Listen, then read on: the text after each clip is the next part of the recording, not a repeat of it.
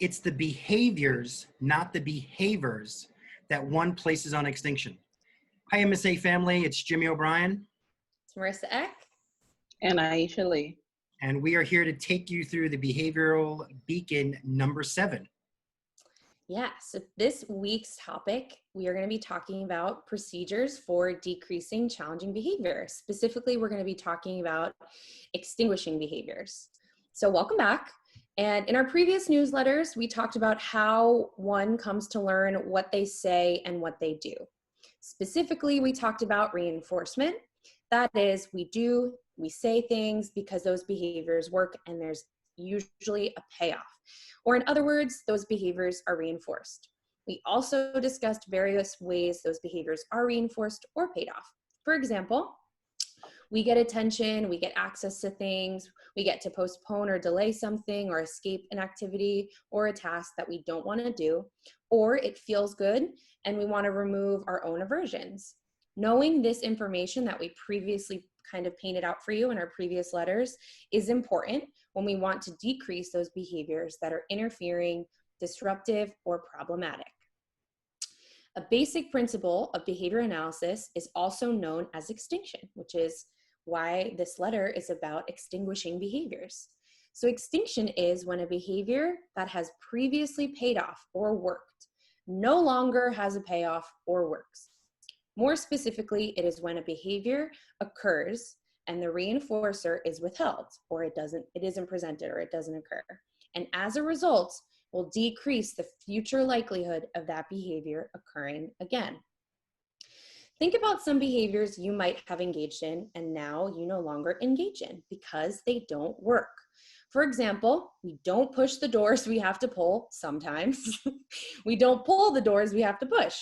We don't put money into a vending machine that says out of order. We don't ask for favors to those people who have always turned us down, right? Like reinforcement, extinction occurs all the time naturally in our everyday lives. So take a moment to identify some things in your repertoire, in your personal life, that have been placed on extinction. Extinction can look very differently.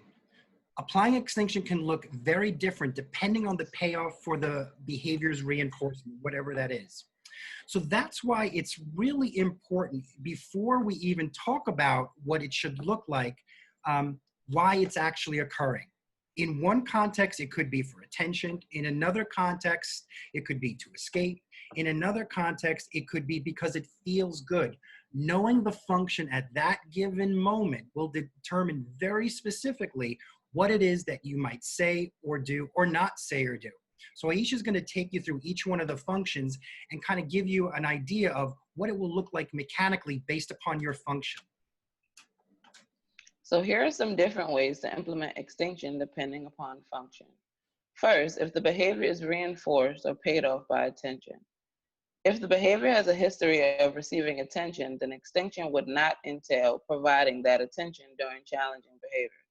What this means is that we're not looking, speaking, or moving towards the learner when they're engaging in those types of behavior for attention. Also, it could mean that providing too much attention if it's just not feasible to completely withhold, which means we would downgrade the attention. If the behavior is reinforced or paid off by getting access to things, this would entail with extinction giving those desired things This would not entail giving those desired things during challenging behavior. And this could mean withholding things by locking them away or putting them in designated locations. We do not recommend hiding items because that is not extinction and not a long-term solution. If the behavior is reinforced or paid off by delaying or escaping a task, for extinction, this would entail that the demand or direction not to be removed during the challenging behavior. What this means is that we're calmly and unemotionally keeping the demand going or following through with the directive given. If the behavior is reinforced or paid off because it feels good, or it provides its own sensory consequence, but it is disruptive or interferes with daily life, then extinction would entail not allowing the sensory consequence to occur. And this is much more trickier to do, and that is, how do you withhold sensory consequences for those behaviors that produce it? An example of this is if your child likes to flick things in front of their eyes because they enjoy it, it's visually stimulating, or it just feels good, how do we withhold that effect? So what we would do, for the most part, you really can't.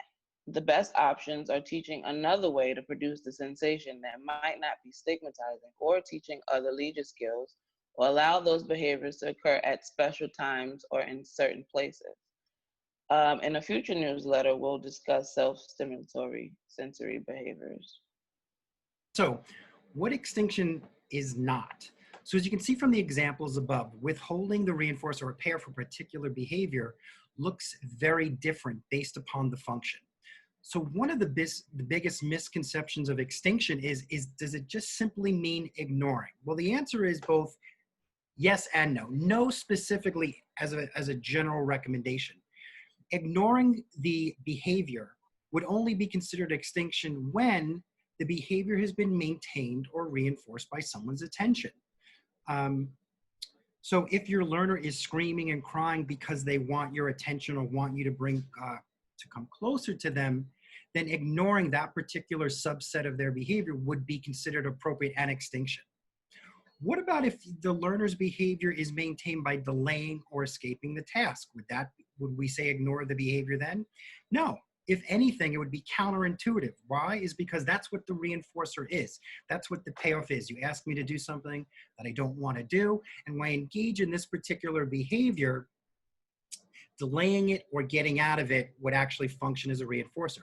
So here's a situation in which you would not want to ignore it. Instead, what we would do, like Aisha said, we would keep the demand going.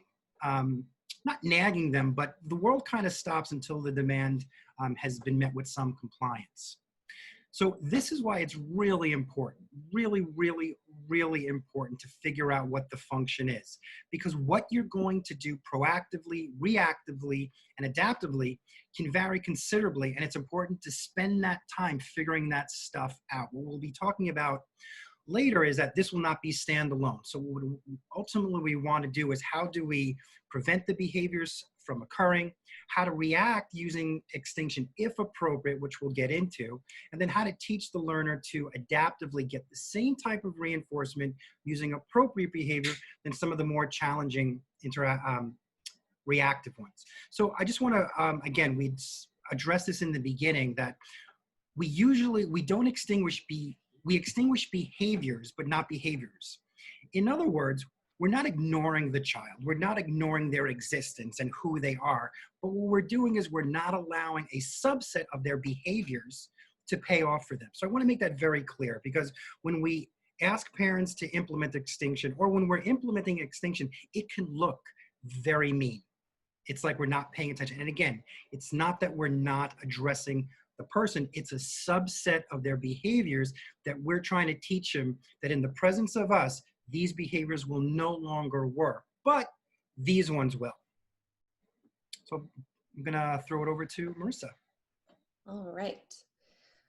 So now we're going to be talking about what to expect when a behavior goes under extinction. That sounds very scary. There are some very consistent characteristics that will occur to any behavior that is placed on extinction. These have been demonstrated across all types of living things. Some of those characteristics include a tendency for the behavior to increase in frequency. You're doing it more. In duration, you're doing it for longer. Intensity, you might be doing it harder or more with more emotion behind it. And magnitude.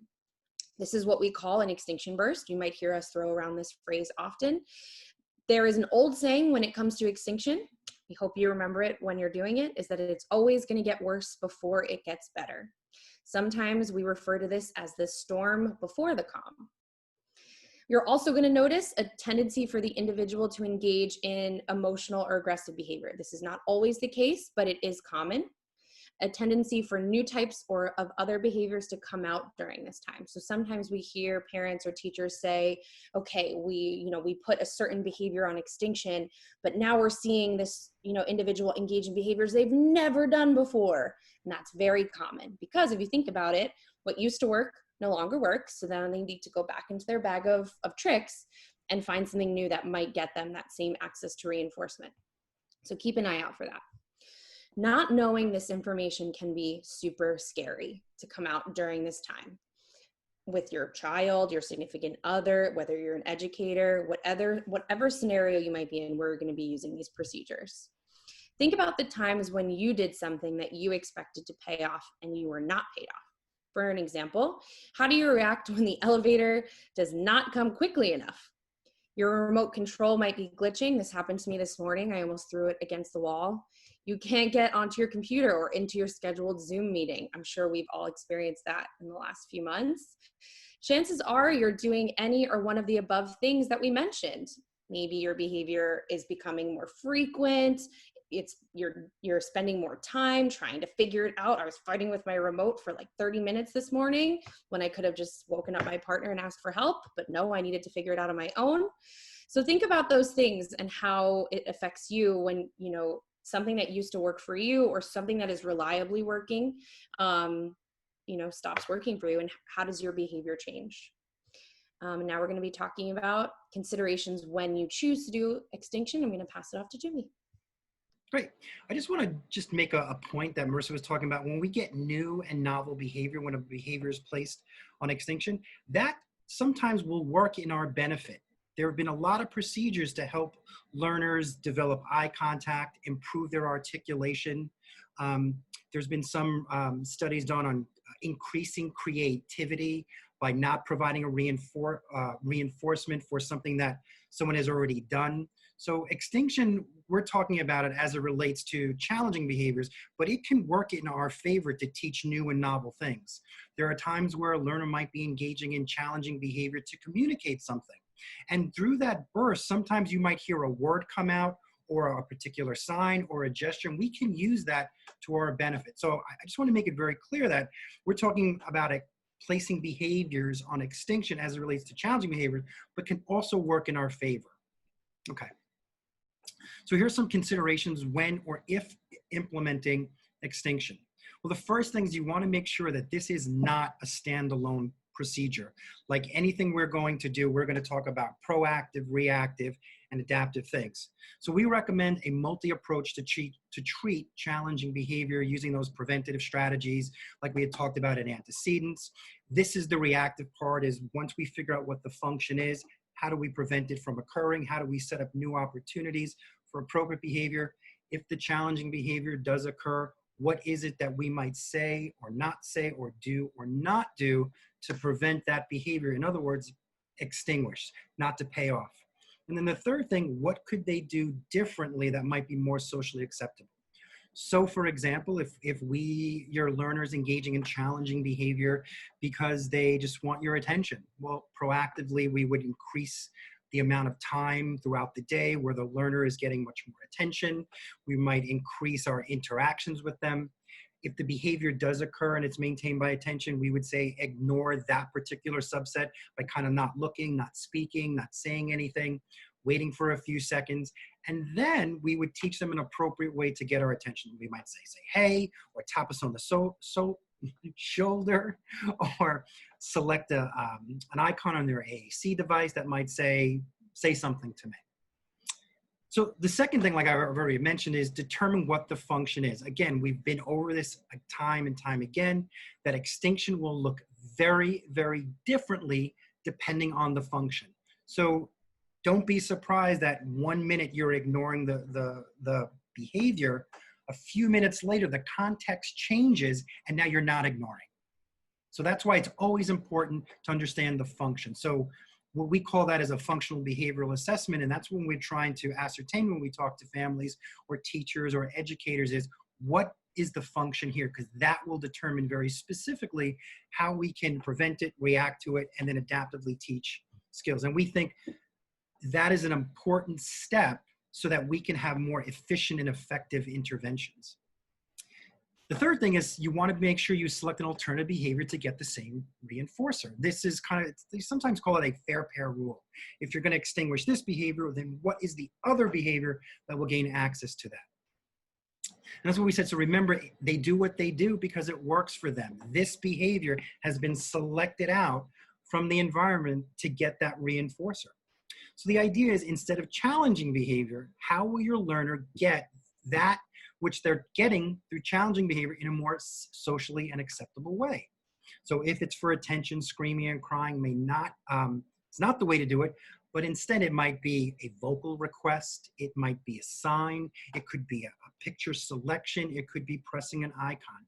The idea is we want to choose an alternative behavior that is easier for them to do, gets much more reinforcement in the beginning, and is much more socially acceptable. And this is where we would certainly talk with your speech and language pathologists and your educators, and in determining what kind of environment will no longer allow challenging behaviors to pay off, but here's the more socially acceptable ones. The other one is be very cognizant of what a burst might look like for your learner. We cannot tell you how many times we've, well, in my history, have not prepared families for this. Years ago, when I used to work in the field, when I was still young, never prepared the families for this burst. And we would say, well, you just got to ignore this part, keep the demand going here. And a few days later, the parent is coming back screaming at me like, you made it worse. Oh my God, I can't believe it. And I've never prepared them for the burst. Not knowing about the burst can be, like Marissa said, can be very scary. But knowing about the burst and knowing the expectation, this is a little weird here, can actually act as a reinforcer for you to maintain the intervention. So if you're implementing extinction for a particular behavior and you see it gets worse before it gets better in a tolerable fashion, meaning it's no harm, it's not going to lead to property destruction or some of the more severe things, that might be your motive saying, hey, this is working. Stay the course. Stay the course. Avoid extinction if, and this is the big thing, one, if it's way too dangerous. We would certainly not recommend using extinction for a behavior that during the burst can lead to more disruption, property harm, self-injurious behavior, or aggressive behavior that the environment could not tolerate. And always make sure that you want to meet with your educational team about developing a more comprehensive. So again, if the behavior is too dangerous, or if it requires a very quick decrease, we might recommend a different procedure or a different strategy that we'll probably talk about next week in our newsletter about how to decrease behavior through penalty and loss. So Aisha, I think you're going to finish us up with the tips of the week. Yes, so here are some tips of the week. Tip number one, know the function. It's very important to know the payoff or the reason why our learners are engaging in challenging behaviors. Number two, determine an alternative behavior. It's also very important to teach a behavior that's more appropriate versus the challenging behavior that they might be engaging in. Number three, be prepared for the burst. Always remember that it'll get worse before it gets better. And try to be as consistent as possible. All right, guys. So, I mean, this is newsletter number 7. We are really throwing a lot of stuff at you. If you take a step back and think about all the things that we've discussed, we're almost finished with all these basic principles. We talked about reinforcement, and now we've talked about how extinction is the opposite in a sense of reinforcement. We've talked about antecedents. We've talked about behaviors. We hope that all this information is starting to gel. We certainly encourage you guys to reach out to us and ask lots of questions and ask us how these principles affect not only your learners' lives, but your lives. We encourage you to, as much as possible, take these basic principles and find them in your everyday interactions as it occurs to you, because I'm telling you, they're happening now, whether you know it or not. So I hope you enjoyed it. And as always, I'm Jimmy O'Brien. I'm Marissa Eck. And I'm Aisha Lee. Thanks, guys. Thanks, guys. Bye. Bye.